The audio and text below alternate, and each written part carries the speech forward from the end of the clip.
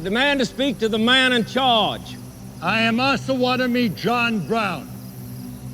I am in charge.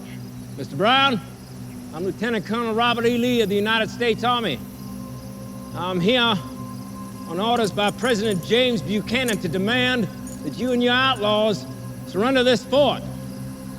I'm willing to offer leniency in exchange for a peaceful surrender.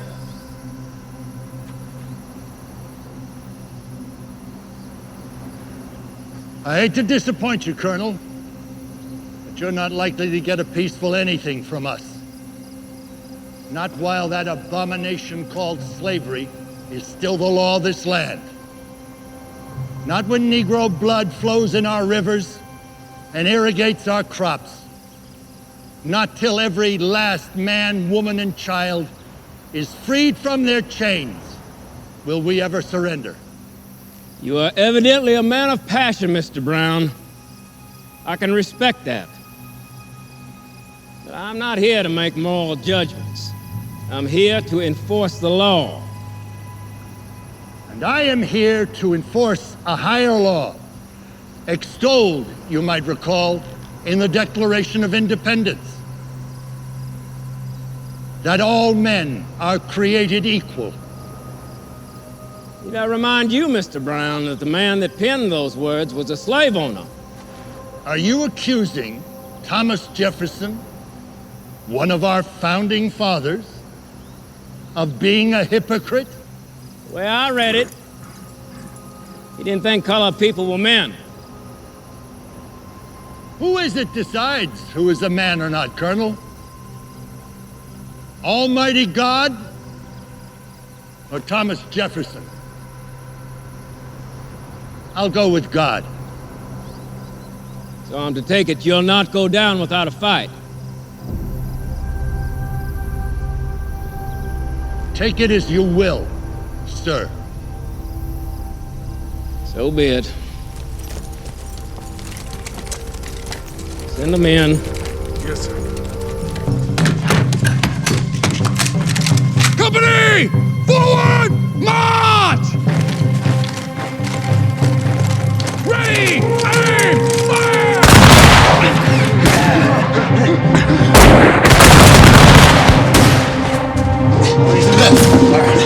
Ready! Aim! Fire!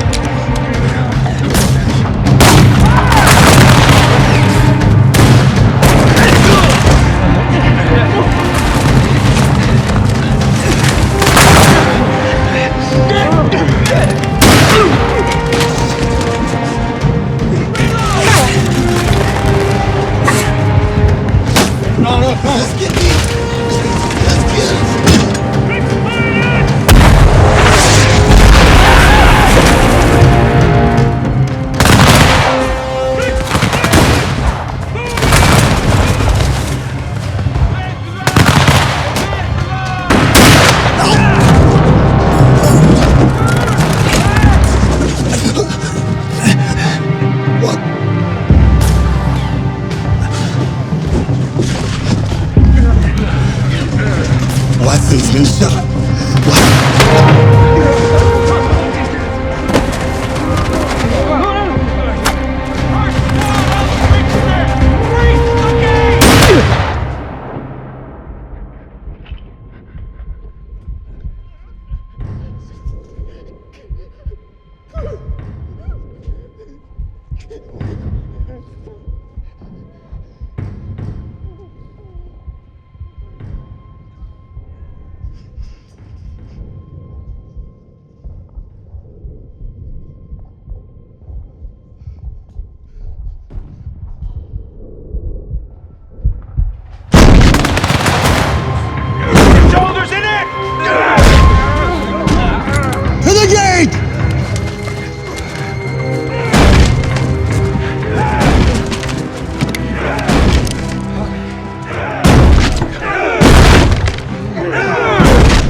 Cool.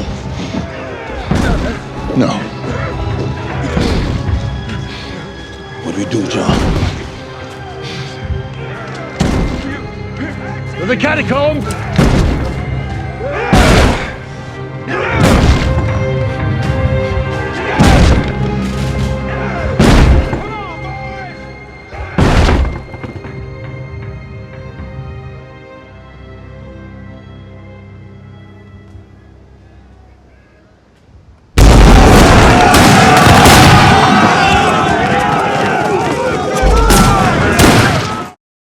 we've chosen a scene that we thought it brings the whole movie together. It's a historical scene. It's pretty close to historically accurate, that scene. And we thought this is a good scene for us to look at, analyze, and talk about. And we all have something to say about it. So I'm going to let Reggie chime in and say hi. Hi. I really like this scene for a couple of reasons. It was obviously it combines so much of what was important about the film, which is that you have a conceptual battle between Robert E. Lee, who at this point is still on the Union side. He is, the Civil War has not broken out. The Confederate side has not emerged. So he's fighting on behalf of the U.S. government against the great John Brown, who is an abolitionist, who is taking this very bold stance on he's trying to create a disruptive incident that in his mind will inspire a movement of massive revolt amongst the plantations and will lead to the collapse of slavery. So, they have first a battle of minds and of wills over these ideas. And then it turns into, let's get into some gangster stuff. So, and a wonderful performance by Dio, who is, again, his initial mission was very simple. I want to save my family from slavery. And then, via John Brown, well, perhaps if I join these men, I can end slavery not just for my family, but for everyone. And he puts his trust into John Brown, who is, of course, incredibly well-intended, but he has had a suspicion for a while that this is going to turn into a death trap. Mm-hmm. So here he is. He knew he was right. He didn't follow his actions. Yeah. And now he's got to fight for his own life and the life of the men around him, who are all good men who are about to die for a very noble cause. Yeah, I agree, Reggie. And it's funny to me, there are a lot of things going on in that scene, and I can let you guys talk more about the choreography and, the amazing wardrobe and the props and just those things that really put you back in that era. But for me, I just want to talk a little bit about the psychological aspect of that scene for me and what was going on in my head in that scene. And this goes back to a lot of conversations that Mark and I and Reggie and Cammie all had, which was that we should be very careful about making Shields a superhuman hero, and how we wanted this film to define what courage is. You know what I'm saying? And, courage is not the absence of fear. Like, courage is feeling the weight of fear in the moment, right? The gravity of the situation, but doing what is true and doing what is right anyway. And so I was always, in my mind, I was like, just always remember the stakes. And it becomes very dire when you start seeing your fellow brothers, hit dirt. You know what I'm saying? They're going down one by one, and in very quick succession, which I loved editorially how that was done. And it felt that way when we filmed it, that, the good guys start going down one by one very quickly. And so you kind of have John and Shields looking around, and you're still trying to keep the morale high, but the team, the fellowship is falling apart, if I can borrow from Tolkien for a second. Mm-hmm. So it's those moments, those moments of absolute fear, but the greats, whether it's the Harriet Tubmans or the John Browns or the Shields Green, they're the ones who in that moment showed that they were somewhat superhuman, because even with the fear in the eyes and the shaking and the trembling, they're able to still do what is right no matter what. That's why we celebrate them at the end of the day, because we all aren't capable of that. Most people would cower in those situations, but that's why they deserve to be remembered. So the weight of it was always on my mind. For me, it was very important that this scene looks like a real battlefield. I've seen so many movies where people are just in battlefields, they're just running randomly at each other, shooting, killing each other, and then they edit it together. But I wanted the scene to have a strategy. I would say, okay, if this was a real battle. I've done military service, and I think, okay, if this was a real battle, how would they do it? And we did some research.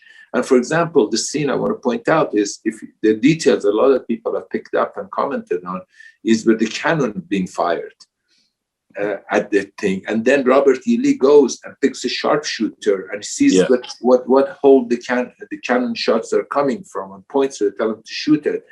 That's like not random events. And I think that's the kind of stuff that I was trying to do. And at the same time, I didn't want, as Dyer said, we didn't want it to be over the top. We didn't want it to look like some kind of a, over the top action film. It tracks.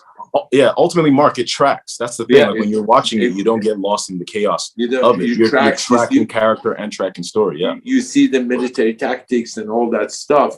Yeah. And the one to say, in terms of crew, we got really lucky. We had this guy, first AD, his name was JD. After a couple of weeks, I started calling him Jedi, and that became like his nickname. And he was but he was literally like a military commander. He was rehearsing these extras and making, it was amazing. I don't think without him, we could have had this kind of a coordination and everything. Yeah. And then the other thing, if you guys notice, there's a scratch mark on John Brown's nose. Yeah. And this is the kind of example of thing that I like to talk about if somebody is making movies, that was not planned. What happened during the actual raid, the events, John Brown actually accidentally got hit. By John Brown, I mean James Cromwell got hit on the nose. His nose started bleeding.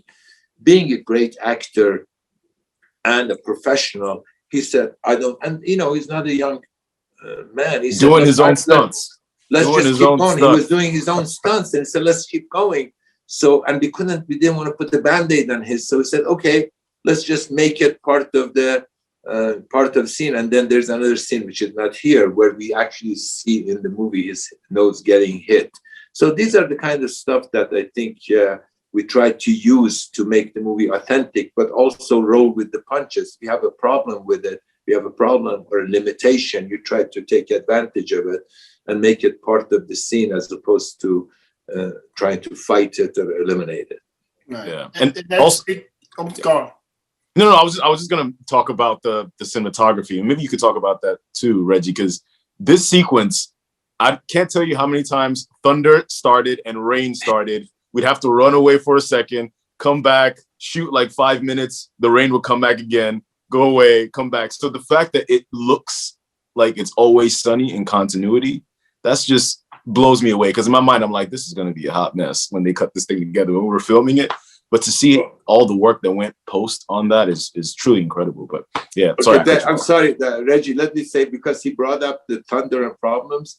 Yeah. What happened right in the middle of scene outside Fort Jackson, in the middle, like about 3:00 in the afternoon, they came to me and whispered in my ears that, Mark, we've discovered the dead body on the back of the set. I said, are you kidding? First thought, I said, oh my God, that's because we had such a hot day, and we've actually had people, pass out from heat. And say, oh my God, somebody died. What the hell are we going to do? You thought it was a cast member? No. It's a skeleton they'd found that been there for 20, 30 years. And during this shoot, we actually had discovered it. So we made the decision right there. And then I think it was Cami and Reggie were there. We decided not to tell anyone until the shoot was over. Now, if there was a fresh body, we would have had to tell. We said, okay, if somebody's been dead for 30 days, they can wait another 3 hours. So go ahead, Reggie. I'm sorry. I had to share that since he brought up thunder. Yeah, Reggie, follow that. Yeah, thanks for the the skeleton story. It's like the haunted movie. I got nothing. But actually, my favorite part of the scene, well, there's a couple of these. One is, you and James Cromwell having, these incredible moments where, his men are dying around him, including his own children, right? And John Brown realizes, like, they're not going to be able to hold the fort, right? So they fall back. They're facing the door, the big doors of the vault fort for the final showdown. He looks at you, and he's lost so many of his children, and he knows that you're here for your son. Yeah. And he waves you away, like, yeah.